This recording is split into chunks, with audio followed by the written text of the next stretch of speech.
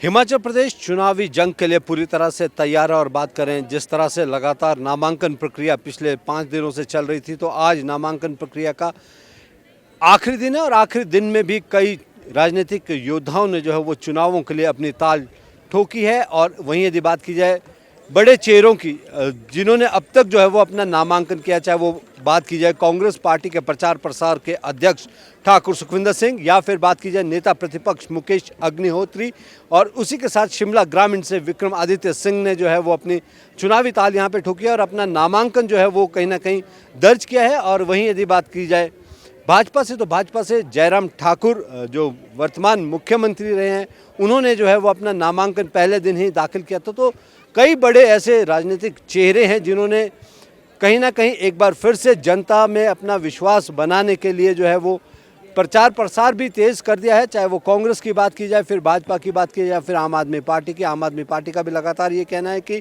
जिस तरह से चुनावी गतिविधियां बढ़ेंगी तो उनके भी स्टार प्रचारक हिमाचल प्रदेश आएंगे। और कांग्रेस ने भी 40 स्टार प्रचारकों की सूची जो है वो जारी कर दी है। और इसी के साथ साथ भाजपा के भी दिग्गज नेता, प्रधानमंत्री समेत गृह मंत्री और तमाम जो केंद्रीय नेतृत्व है वो हिमाचल प्रदेश आएगा। लेकिन जनता ये तय करेगी कि 8 दिसंबर को किसकी सरकार बनाकर विधानसभा भेजती है, क्योंकि जहां एक और भाजपा लगातार मिशन रिपीट का राग अलाप रही है, वहीं कांग्रेस का साफ तौर पे कहना है कि मिशन रिपीट नहीं होगा। लेकिन इस बार जनता जो है वो कई मुद्दों को लेकर त्रस्त है, तो इस बार जो है वो मिशन डिलीट होगा। लेकिन फैसला जनता का होगा कि आखिर किसकी सरकार जो है वो बनाकर विधानसभा भेजती है, क्योंकि इस बार हिमाचल प्रदेश में दिलचस्प चुनाव होने जा रहे हैं। जहां एक और भाजपा चुनावी मैदान में उतर चुकी है, वहीं कांग्रेस ने भी जो है वो अपनी चुनावी ताल पहले ही ठोक दी थी, जिसमें प्रियंका वाड्रा जो है वो कांग्रेस के अखिल भारतीय कांग्रेस के महासचिव थी। उन्होंने ठोडो ग्राउंड से आगाज़ किया था। नरेंद्र मोदी ने बिलासपुर से जो है वो अपनी रैली के माध्यम से एम्स के उद्घाटन के चलते चुनावी आगाज़ किया था। और आम आदमी पार्टी की यदि बात की जाए तो आम आदमी पार्टी ने भी 68 सीटों पर अपने चुनावी उम्मीदवार जो है वो उतार दिए हैं। मैं अपने सहयोगी पुष्पेंद्र चौधरी के साथ सुनील परमार, एमएचएन प्राइम, शिमला। पंजाब के मुख्यमंत्री भगवंत मान द्वारा आज लुधियाना के विश्वकर्मा भवन में नतमस्तक होने के बाद इंडस्ट्रियलिस्टों के साथ बैठक की गई, जहां उन्होंने संबोधित करते हुए कई अहम मुद्दों पर बातचीत की। इस दौरान उन्होंने जहां स्किल डेवलपमेंट को लेकर जोर दिया, तो वहीं उन्होंने कहा कि जो नौजवान इस समय बेरोज़गार घूम रहे हैं उनके लिए एक अच्छा उपराला रहेगा। इसके अलावा वह केंद्र की सरकार पर भी बरसते हुए नज़र आए और साथ ही साथ उन्होंने ये भी कहा कि अपने हाथ से जो कार्य करते हैं वो एक अच्छा काम है। लेकिन इसके साथ साथ उन्होंने इंडस्ट्रियलिस्टों को भी जो अपील की है कि ज़्यादा से ज़्यादा जो रोज़गार मेले लगाए जाएं ताकि नौजवानों को रोज़गार मिल सके। लुधियाना से राजेंद्र अरोड़ा, MH1 न्यूज़।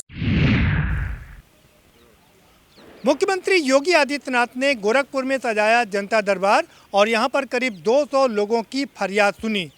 इसकी सबसे बड़ी खास बात ये रही कि मुख्यमंत्री योगी आदित्यनाथ ने इन फरियादियों की जो शिकायतें थीं उनको अधिकारियों के बुला करके तुरंत इसका निस्तारण करने के आदेश दिए।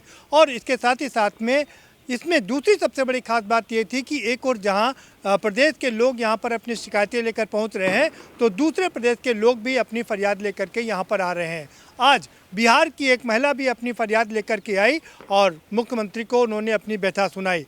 हालांकि मुख्यमंत्री योगी आदित्यनाथ ने उनकी बात पूरे ध्यान से सुनी और उन्हें बताया कि चूंकि ये मामला दूसरे प्रदेश का है, इसलिए इतनी आसानी से काम नहीं हो सकता है। अगर उत्तर प्रदेश का काम होता तो तुरंत काम हो जाता। लेकिन फिर भी उन्होंने उस महिला को आश्वासन दिया कि वो इस पर कार्रवाई कराने के लिए वहाँ के लोगों से बात करेंगे। इसके बाद मुख्यमंत्री योगी आदित्यनाथ ने वहाँ गौशाला गए और वहाँ पर गायों और बछड़ों को गुड़ खिलाया, उन्हें प्यार से सहलाया भी। तत्पश्चात चूंकि आज एक सबसे बड़ा दिन है, आज सूर्य ग्रहण पड़ रहा है, तो मुख्यमंत्री योगी आदित्यनाथ तारामंडल गए, जहां पर नक्षत्रशाला में वहां पर उन्होंने सूर्य ग्रहण का नज़ारा भी देखा। उसके बाद मुख्यमंत्री योगी आदित्यनाथ जो गोरखपुर में सरोवर है वहां पर एक कार्यक्रम में शिरकत करने पहुंचे और यहां पर शहीदों के नाम एक दिया भी जलाया। ये अपने आप में एक अभूतपूर्व कार्यक्रम था। Pradeep Vishwakarma, MH1 news, Lucknow. उत्तराखंड के पूर्व डीजीपी बीएस सिद्धू समेत 8 लोगों पर राजपुर पुलिस ने मुकदमा दर्ज किया है। बता दें, डीजीपी रहते हुए बीएस सिद्धू द्वारा अवैध जमीन कब्जे के साथ ही पेड़ों के कटान का मामला सामने आया था, जिसको लेकर अब राजपुर पुलिस ने इस मामले पर कार्रवाई करते हुए मुकदमा दर्ज किया है। इसके साथ ही मुख्यमंत्री पुष्कर सिंह धामी ने साफ तौर पर कहा है कि जो भी लोग इस मामले में दोषी पाए जाएंगे उसके खिलाफ सख्त कार्रवाई की जाएगी। Naveen Shukla, MH prime news, Dehradun. 27 अक्टूबर को फरीदाबाद में होने वाली जन उत्थान रैली में देश के केंद्रीय गृह मंत्री अमित शाह शिरकत करने वाले हैं। इसको बता दें आपको कि देश के गृह मंत्री 2 दिवसीय दौरे फरीदाबाद पर रहने वाले हैं। वहीं 27 अक्टूबर को होने वाली जन उत्थान रैली में कहीं ना कहीं देश के गृह मंत्री लोगों के उत्थान की बात करने वाले। वहीं इसी सब की जानकारी देते हुए आज केंद्रीय राज्य मंत्री कृष्णपाल गुर्जर ने प्रेस कॉन्फ्रेंस कर जानकारी दी।